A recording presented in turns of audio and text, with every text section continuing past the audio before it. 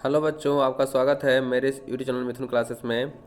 आज हम लोग साइंस के 2017 का ऑब्जेक्टिव करने जा रहे हैं। साइंस के 2017 का ऑब्जेक्टिव ACI याद रखना हुआ।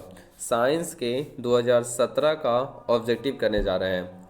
साइंस के 2017 का ऑब्जेक्टिव करने जा रहे हैं जो बोर्ड एग्जाम में पूछा गया है। बस उसी ऑब्जेक्टिव को हम लोग आज शुरू करते हैं। सबसे पहला क्वेश्चन फिजिक्स का ही है, ध्यान दीजिएगा। सबसे पहला क्वेश्चन ही किसका है? फिजिक्स का है। पहला क्वेश्चन में कहता है विद्युत धारा उत्पन्न करने की युक्ति को क्या कहते हैं। युक्ति का मतलब होता है बाबू कि जो यंत्र होता है ना, यंत्र मशीन जो होता है उसी को हम लोग क्या कहते हैं कि मतलब विद्युत धारा जो होता उत्पन्न होता है वो होता है किससे? जनित्र से या गैल्वेनोमीटर से या एमीटर से या इनमें से कोई नहीं। तो जो विद्युत धारा उत्पन्न होता है वो होता है बाबू जनित्र से। और जनित्र को डायनमो भी कहा जाता है। क्या कहते हैं? डायनमो भी कहा जाता है। जनित्र को डायनमो भी कहा गया है। तो सही ऑप्शन नंबर हो जाएगा ए हो जाएगा। दूसरा क्वेश्चन आपके सामने है कि ध्यान दीजिए। दूसरा जो क्वेश्चन है वो क्वेश्चन में क्या कहा गया है कि ऊर्जा का एसआई मात्रक क्या होता है। ऊर्जा का एसआई मात्रक बताइए क्या होता है? कैलोरी या जूल या ताप या इनमें से कोई नहीं। तो ऊर्जा का जो एसआई मात्रक सही जो होता है वो होता है बाबू जूल होता है। ऊर्जा का जो एसआई मात्रक होता है वो क्या होता है? जूल होता है। तीसरा सवाल है कि निम्न में से किसका अर्थ जल होता है। यहाँ जल लिखा हुआ था। यहाँ जो लिखा हुआ था वो क्या लिखा हुआ था? जल लिखा हुआ था कि किसका अर्थ जो होता है ना वो जल होता है। निम्न में से किसका अर्थ जो होता है वो जल होता है। देखिए निम्न में किसका अर्थ जल होता है। किसका अर्थ जल होता है? पेट्रो का या टर्बो का या नाइट्रो का या हाइड्रो का। तो इसका जो सही आंसर हो जाएगा डी। हाइड्रो का जो अर्थ होता है वो क्या होता है? जल। हाइड्रो का सही अर्थ क्या होता है? जल होता है। अगला सवाल आपके सामने है। अगला सवाल में कहा गया है कि निर्वात में प्रकाश की चाल क्या होती है। सवाल है निर्वात में प्रकाश की चाल क्या होती है। बहुत इजी सवाल, बहुत इजी, झुनझुन्ना वाला सवाल, एकदम बहुत इजी सवाल, बहुआ वाला सवाल है कि निर्वात में प्रकाश की चाल क्या होती है। 3×10⁸ मीटर प्रति सेकेंड या 3×10⁸ सेंटीमीटर प्रति सेकेंड या 3×10⁸ किलोमीटर प्रति सेकेंड। देखिए यूनिट सब जगह बाबू अलग अलग है लेकिन जो मान है वह सब जगह एक है। यहाँ भी 3×10⁸, 3×10⁸, 3×10⁸। अब आपको जल्दी जल्दी के चक्कर में यही में गलतियां हो जाता है, इसलिए यूनिट को पहचानने का इकाई मात्रक क्या लगाया है। तो हम लोगों ने याद किया था 3×10⁸ मीटर प्रति सेकेंड। तो हमको ये देखना पड़ता है ये, चूंकि ये तो सभी में लिखा रहता है। जैसे देखो यहाँ पे लिखा हुआ है, हम बार बार कहते हैं ये पकड़िए कि मीटर प्रति सेकेंड कहाँ लिखा हुआ है। तो इसका सही ऑप्शन ढूंढिए, मीटर प्रति सेकेंड कहाँ लिखा हुआ है। तो सही ऑप्शन नंबर हो जाएगा ए, 3×10⁸ मीटर प्रति सेकेंड। अगला क्वेश्चन है क्वेश्चन नंबर 5 में कहा गया है कि प्रावर्तन क्या हुआ? प्रावर्तन के नियम से निर्धारित क्या होता है। मतलब हम प्रावर्तन के नियम में क्या पढ़े थे? प्रावर्तन के कितने नियम? तो प्रावर्तन के 2 नियम होता है। या अपवर्तन के कितने नियम? तो अपवर्तन के भी 2 नियम। सवाल यहाँ परावर्तन से है तो हम परावर्तन के बारे में जान लेते हैं। प्रकाश के परावर्तन के कितने नियम? 2 नियम। होता है क्या? तो प्रकाश के परावर्तन के 2 नियम में पहला नियम होता है कि आपतित किरण, परावर्तित किरण तथा आपतन बिंदु पर डाला गया अभिलंब तीनों एक ही तल में होता है। और दूसरा नियम होता है कि प्रकाश के आपतन कोण जो होता है परावर्तन कोण के बराबर होता है। अर्थात कोण आई जो होता है कोण आर के क्या होता है? बराबर। आई अर्थात आपतन कोण, आर हमारा परावर्तन कोण। तो आपतन कोण परावर्तन कोण के बराबर। तो इसका सही ऑप्शन नंबर हो जाएगा ए कि आपतन कोण जो हो रहा है ना वह परावर्तन कोण के क्या हो रहा है? बराबर। सही ऑप्शन नंबर हो जाएगा ए, आपतन कोण परावर्तन कोण के बराबर। 6 नंबर सवाल में कहा गया लेंस में मुख्य फोकस की संख्या कितनी होती है। लेंस में मुख्य फोकस की संख्या कितना होती है, सॉरी फोकस की संख्या या मुख्य फोकस की संख्या कितनी होती है। तो लेंस में जो फोकस की संख्या होती है वो 2 होती है। लेंस में कितने फोकस होते हैं? 2 फोकस होते हैं। जैसे मान लीजिए ये जो उत्तल लेंस है और ये मान लिया जाए अवतल लेंस है, तो एक फोकस इधर एक फोकस इधर। इसमें बाबू एक फोकस इधर एक फोकस इधर। तो लेंस में फोकस की संख्या 2 होती है। चलते हैं अगले सवाल की ओर। अगला सवाल आपके सामने है कि ताप बढ़ने से चालक का प्रतिरोध क्या होता है। यहाँ देखना, वह चालक लिखा हुआ है। तो अगर चालक लिखा हुआ रहे तो ताप बढ़ाएंगे तो प्रतिरोध भी बढ़ेगा। लेकिन अगर लिखा हुआ रहता अर्धचालक, क्या लिखा हुआ रहता अर्धचालक, तो अर्धचालक में क्या होता है कि अगर हम ताप बढ़ाएंगे तो प्रतिरोध क्या होता है, घटता है।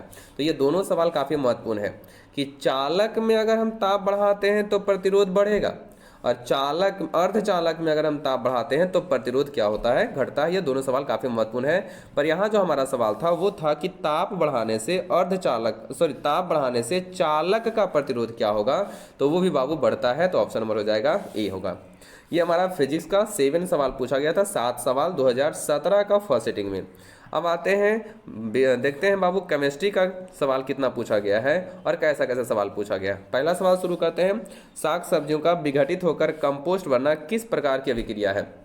कितना इजी सवाल है, 2017 का फर्स्ट सिटिंग का है। तो साग सब्जियों का विघटित होकर कंपोस्ट बनना किस प्रकार की अभिक्रिया है, तो सही ऑप्शन नंबर हो जाएगा बी, ऊष्माक्षेपी। सही ऑप्शन बी, ऊष्माक्षेपी। क्या होगा, ऊष्माक्षेपी। दूसरा सवाल आपके सामने है, कहा गया है कि उपचयन वह अभिक्रिया है जिसमें क्या होता है, मतलब उपचयन जो है, उपचयन अभिक्रिया है क्या होता है जिसमें ऑक्सीजन का संयोग होता है, हाइड्रोजन का वियोग होता है, इलेक्ट्रॉन का त्याग होता है, या इनमें से सभी। तो बाबू सब कुछ होता है। हाइड्रोजन का भी त्याग, हाइड्रोजन का वियोग हो रहा है, ऑक्सीजन का योग हो रहा है, इलेक्ट्रॉन का त्याग हो रहा है, तो इनमें से सभी। ऑप्शन नंबर क्या हो जाएगा, डी।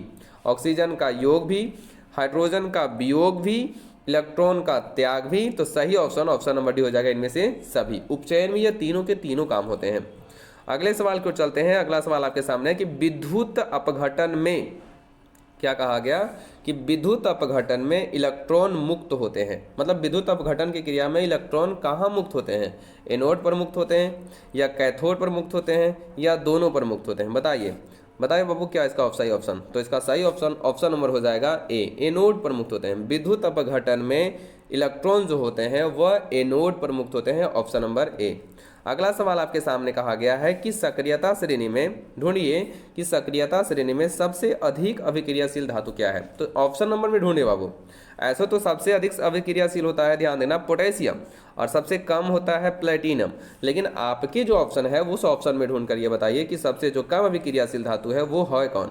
तो सबसे अधिक क्या है, सबसे अधिक कहा है, तो सबसे अधिक हो जाएगा यहाँ पे ऑप्शनल के अनुसार सोडियम। देखिएगा ऑप्शनल के अनुसार क्या होगा बाबू, सोडियम होगा। अगला सवाल है एल्डिहाइड, ध्यान देना, एल्डिहाइड ध्यान दीजिए। एल्डिहाइड में कहा गया है कि सदस्यों का क्रियाशील मूलक क्या है, एल्डिहाइड श्रेणी के सदस्यों का क्रियाशील मूलक क्या है, ये हो जाएगा आपका एल्कोहल का। किसका हो जाएगा, एल्कोहल का। इसका सही ऑप्शन बाबू एल्डिहाइड कहा था। एल्डिहाइड का होता है सिंगल बॉन्ड CHO, क्या होता है, single bond CHO, single bond क्या होता है, CHO। सही ऑप्शन नंबर क्या हो जाएगा, सी ऑप्शन नंबर। सही ऑप्शन नंबर क्या हो जाएगा, सी। ये होता है एल्कोहल का। कार्बोक्सिलिक अम्ल का होता है single bond COOH, single bond COOH। Aldehyde में जितने भी प्रक्रियात्मक समूह में जितने भी ऑब्जेक्टिव है वह काफ़ी महत्वपूर्ण होता है, इसलिए जरूर आप जाकर एक बार चेक कर लीजिएगा। अगले की ओर आते हैं, ध्यान देना। अगला नंबर जो हमारा है 5 के बाद 6 नंबर जो हमारा सवाल है केमिस्ट्री का, वो देखिए ध्यान से क्या है। केमिस्ट्री का जो 6 नंबर सवाल है वो कहा गया है कि एल्काइन श्रेणी के सदस्यों का सामान्य सूत्र क्या होता है। पहले हम बात कर लेते हैं एल्केन का। तो एल्केन का सूत्र होता है CnH2n+2। ये किसका हो गया, एल्केन का। अगर हम बात कर लेते हैं एल्कीन का क्या होता है, तो एल्कीन का होता है CnH2n, केवल CnH2n। अब यहीं पर आ गया है एल्काइन, तो एल्काइन का होता है CnH2n-2, मतलब एल्केन में CnH2n+2, एल्कीन में CnH2n, और एल्काइन में होता है CnH2n-2। काफ़ी महत्वपूर्ण है। एल्केन का हो जाएगा CnH2n+2, एल्कीन का CnH2n, और एल्काइन का होता है CnH2n-2। इसका जो सही ऑप्शन होगा, ऑप्शन के देखना बाबू ध्यान से। ऑप्शन में कहा गया, क्वेश्चन में था एल्काइन श्रेणी के सदस्यों का सामान्य सूत्र क्या होता है, तो एल्काइन, तो बताइए क्या होगा, CnH2n-2। ऑप्शन नंबर हो जाएगा सी। 1 पिकोमीटर कितना के बराबर होता है, पिकोमीटर कितना के बराबर होगा? 10 के पावर माइनस 12 मीटर, या 10 के पावर माइनस 10 मीटर, या 10 के पावर 12 मीटर, या 10 के पावर 6 मीटर, माइनस 6 मीटर। तो एक पिकोमीटर जो होता है वह 10 के पावर माइनस 12 मीटर। अगर नैनोमीटर रहता तो याद रखना 10 के पावर माइनस 9 मीटर। याद रखना 10 के पावर माइनस 9 मीटर को कहते हैं नैनोमीटर, 10 के पावर माइनस 12 को कहते हैं पिकोमीटर, और 10 के पावर माइनस 10 जो होता है 1 एंगस्ट्रॉम के बराबर होता है। कितना एंगस्ट्रॉम के बराबर?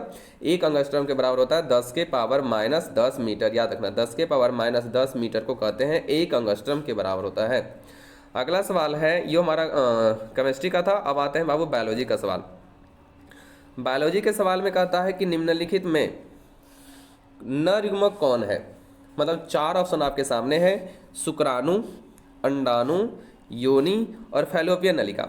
तो बताइए इन 4 ऑप्शन में नर युग्मक कौन है? नर युग्मक। तो सही ऑप्शन नंबर हो जाएगा ए, शुक्राणु जो है वो क्या है बाबू? नर युग्मक है, जो निकलता है कहाँ से?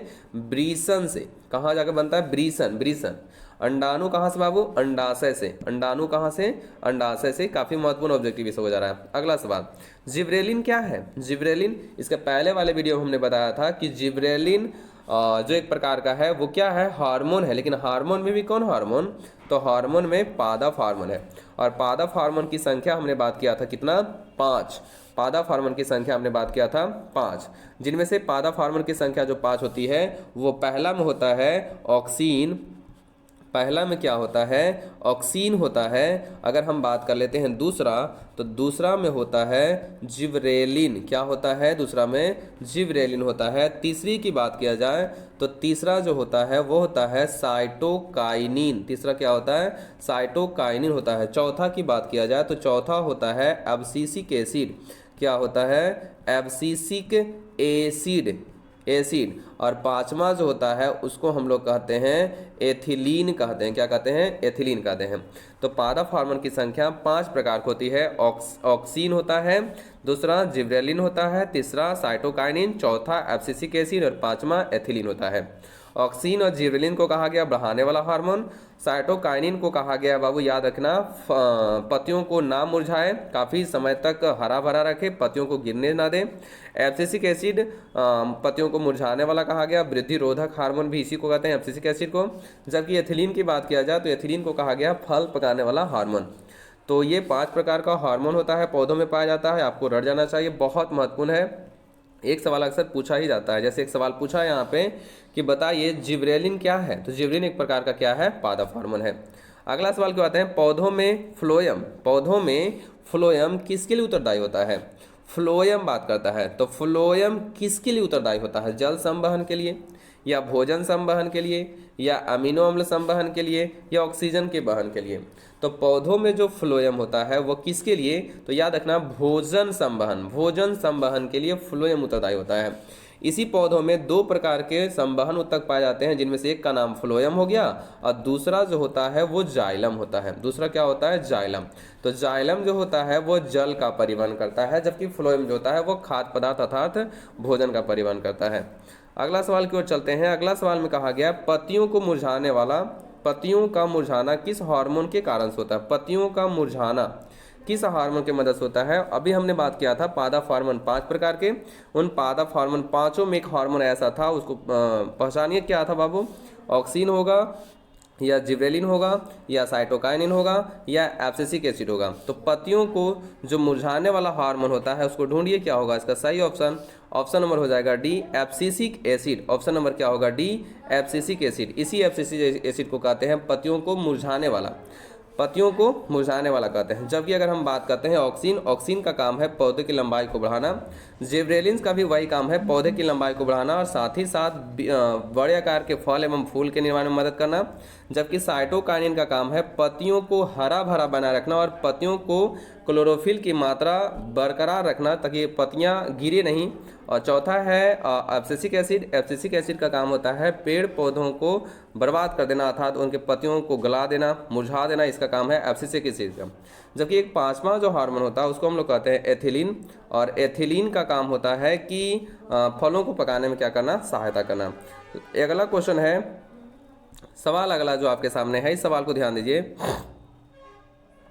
अगला सवाल कहता है कि दो तंत्रिका कोशिका के मध्य खाली स्थान को क्या कहते हैं? दो तंत्रिका कोशिका के बीच खाली स्थान को हम लोग क्या कहते हैं? द्रुमिका कहते हैं, या सिनेप्स कहते हैं, या एक्सॉन कहते हैं, या आवेग कहते हैं।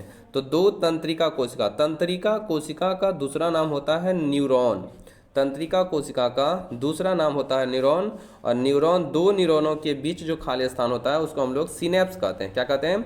सिनेप्स कहते हैं। याद रखना, ऑप्शन नंबर बी सिनेप्स कहते हैं।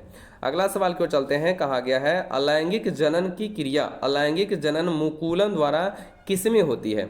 4 ऑप्शन है, अमीबा में, या ईस्ट में, या प्लाज्मोडियम में, या मलेरिया परजीवी में। मतलब अलैंगिक जनन जो मुकुलन के द्वारा होता है वो होता है किसमें? अमीबा में होता है, या ईस्ट में होता है, या प्लाज्मोडियम में होता है, या मलेरिया परजीवी में होता है। तो अलैंगिक जनन की क्रिया जो मुकुलन के द्वारा देखी जाती है वो देखी जाती है ईस्ट में, और एक और जीव याद रखना है हाइड्रा। किसमें बाबू? हाइड्रा और ईस्ट में जो होता है वो अलैंगिक जनन की क्रिया मुकुलन के द्वारा देखी जाती है। किसके द्वारा? मुकुलन के द्वारा देखी जाती है। ये जो था 2017 का पहला पाली, 2017 का पहला पाली, जो 2017 का पहला पाली में बोर्ड में ये सवाल जो पूछा गया था उसका हमने ऑब्जेक्टिव कराया है साइंस का। किसका है बाबू? साइंस का। अब देखिए, बेहतर लगे शेयर करिए, सब्सक्राइब करिए। मिलते हैं अगले वीडियो में, तब तक के लिए जय हिंद, जय भारत।